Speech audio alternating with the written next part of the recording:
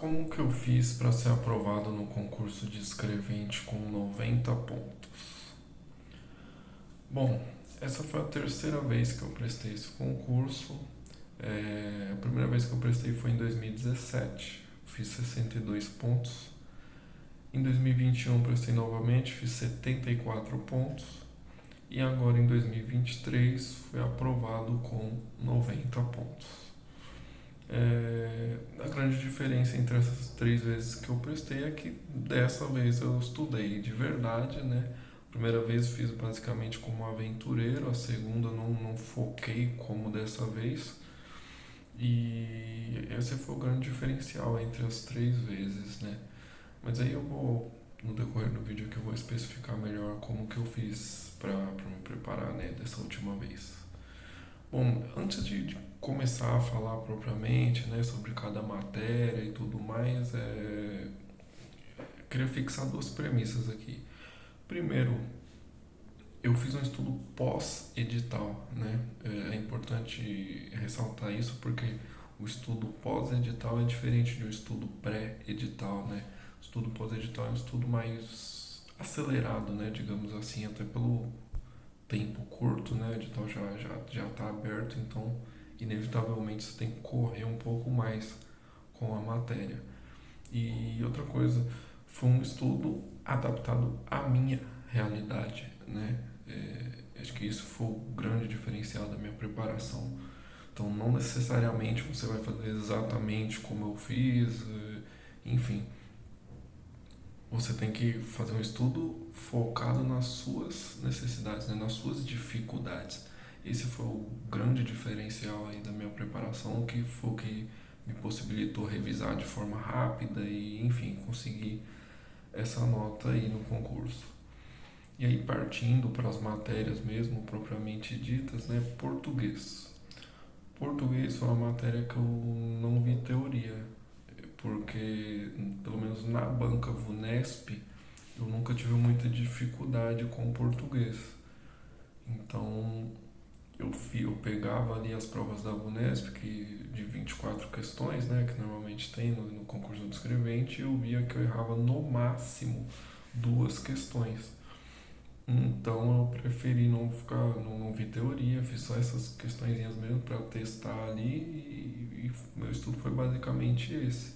Então eu preferi pegar esse tempo que eu poderia usar para estudar português e realoquei para outras matérias que eu tinha mais dificuldade, como por exemplo matemática, raciocínio lógico. Então, enfim, em português acho que foi basicamente isso. Direito. Direito vi lei seca e questões, né? Foi o vadimeco mesmo, lei seca e questões. Porque eu não tinha muita dificuldade ali para interpretar os dispositivos. Então não fiquei vendo vídeo aula, né? Porque no meu caso também, principalmente porque o edital já estava aberto, o tempo era curto, né? Então foi mais isso que eu fiz mesmo, foi o suficiente, né? Precisa ver vídeo aula, isso, claro, vai depender de pessoa para pessoa, né? No meu caso específico, eu só lendo não tinha dificuldade de interpretar os dispositivos, talvez por já ter formação jurídica, né? Sou advogado, então não tinha dificuldade ali interpretando. Com os dispositivos, enfim, com a leitura seca da lei, né? Se você sente essa dificuldade, se eventualmente se você não tem formação jurídica, é até recomendável que você assista videoaulas, né? Porque, enfim, isso daí é uma adaptação que vai de pessoa para pessoa. Uma coisa é certa, a VUNESP ela vem mudando o perfil de cobrança, né? Então não tá bastando mais você apenas decorar ali o texto do jeitinho que ele tá e ir para a prova, porque a VUNESP vem exigindo um pouco mais de interpretação nas questões, né? Até lembro de uma questão, acho que foi até nessa prova da capital última que teve um exemplo aqui. Eles cobraram uma questão de impedimento e suspeição e aí falavam que não, eles deram um caso concreto, né, falando que era o primo 7, alguma coisa assim. Então, perceba, se você apenas decorou ali, vou decorar, impedimento é só até o terceiro grau, por exemplo, e pronto, e espera que vai cair daquele jeitinho na prova. Eles não colaram o dispositivo ali. Porque antes as provas eram basicamente assim, né? Colava a letra da lei ali e pronto. Agora não, nessa questão, por exemplo, você tinha que saber que o primo é um parente de quarto grau e que aí, como o impedimento vai até o terceiro grau, então não tinha impedimento, mas percebe que tem um pouco mais de interpretação e isso vem, né? Cada vez mais o Unesp vem fazendo questões mais elaboradas, então isso tudo para dizer que se você sentir necessidade de assistir videoaula, obviamente é recomendável que veja, né, que assista videoaulas. E quem não tem formação jurídica tem alguma desvantagem? Não necessariamente. Não necessariamente. Tem muita gente que não tem formação jurídica que gabarita a prova de direito, tira notas melhores do que gente que tem formação jurídica.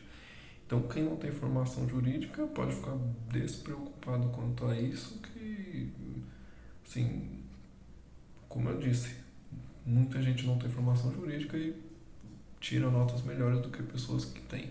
Então, isso não é impeditivo, enfim, pode ficar tranquilo quanto a isso. Mas aqui, mudando de matérias. Atualidades. Atualidades é uma matéria que eu antes achava que não valia a pena estudar, porque é uma matéria muito ampla, né? Pode cair qualquer coisa, e eu achava que não vale a pena. Mas eu mudei esse pensamento, estudei atualidades e recomendo que estude. Estude todas as matérias, inclusive atualidades. Por quê, né? O concurso público em geral, qualquer pontinho que você ganha ou perde faz muita diferença. Né? Você pode ficar dentro ou fora por causa de um ponto. E principalmente no concurso de escrevente, que a concorrência é muito grande, por exemplo, nesse da capital foram mais de 100 mil inscritos. Então pensa, uma questão que você perde, você já cai muitas posições, né? Então cada pontinho faz muita diferença. Então por isso que é importante você estudar todas as matérias, né? E aí como que eu fiz meu estudo de atualidades? Eu acompanhei as aulas do NEAF no YouTube, aulas gratuitas, né, que eles disponibilizam mensalmente, eles fazem ali o resumo de atualidades, eu acompanhei essas aulas. E eu li o resuminho do UOL também. O UOL ele faz também mensalmente um resuminho de atualidades, se você jogar aí no Google UOL Atualidades vai aparecer lá, mês a mês eu li esse resumo também. E também assisti acho que 2 aulas de revisão do Estratégia, do professor Rodolfo Gracioli, também gratuitas no YouTube. E meu estudo foi basicamente esse. E consegui tirar uma boa nota em atualidades com esse estudo. Né? Deixa eu ver. Matemática. Matemática era a minha dificuldade, né? Matemática é uma matéria que eu tinha mais dificuldade. Eu estudei por videoaulas e questões. Eu acho que essa é a matéria que o pessoal mais tem dificuldade, mas não tem muito segredo, né? É colocar a mão na massa mesmo, muito exercício. Pega aquelas aulas de resolução de questões que vai pausando o vídeo tentando fazer e solta o vídeo e 1 hora vai, né? Às vezes você consegue resolver ali metade da questão, falta um outro pedacinho, aí você vê como é que o professor faz, vai pegando a lógica das questões e aí vai desatando os nós. Não tem muito para onde correr, é colocar a mão na massa mesmo. E aí em matemática eu acho interessante citar aqui o nome de alguns professores, né? E aí você analisa e vê com qual deles você mais se adapta, né? Se achar conveniente adquirir um curso deles, se tiver condições, né? Se não, também tem muita aula gratuita no YouTube. Mas assim, os principais professores que eu conheço, né? Que acho que são os mais famosos aí, professor Renato Oliveira e Marcão, do Matemática para Passar, Bruno Lima, do Estratégia Concursos, Johnny Zini, também de estratégia, e Felipe Loureiro. Acho que esses são os principais. Aí você vai acompanhar a didática de cada um aí e ver com quem você mais se adapta, né? E esses professores também são basicamente os mesmos de raciocínio lógico, né? Então, a técnica de estudo foi basicamente a mesma. Foi teoria, questões, videoaula e questões, né? Raciocínio lógico eu acho ainda um pouco menos difícil do que matemática, né? É, tem gente que acha que não, mas tem sim uma lógica, né? Tem ali as fórmulas que você aplica e, enfim, o, o estudo foi basicamente esse, foi videoaula e questões. E informática, por fim, eu estudei pelo professor Fernando Nishimura. Na minha opinião, é o melhor nome aí que tem para informática na banca Vunesp. Informática também é uma matéria muito ampla, né? Pode cair qualquer coisa ali, uma matéria infinita. Porém, a banca tem as suas preferências, né? Se você filtrar questões, você vai ver que tem aquelas coisinhas ali que sempre caem e até por isso acho que informática foi a matéria que eu mais fiz questões, né? Fiz muitas, muitas questões mesmo de informática e eu acho que essa é a melhor técnica de estudo para informática, fazer muitas questões. Eu vi também umas aulinhas do professor Fernando Nishimura no YouTube também, que tinham gratuitas. Tem o canal dele também, dá para você ser membro lá e aí vai ter umas aulas privativas lá, acho que é um valor pequenininho. Enfim, o estudo de informática foi esse. E eu acho que é isso, né? Minha trajetória basicamente foi essa foi minha forma de estudo.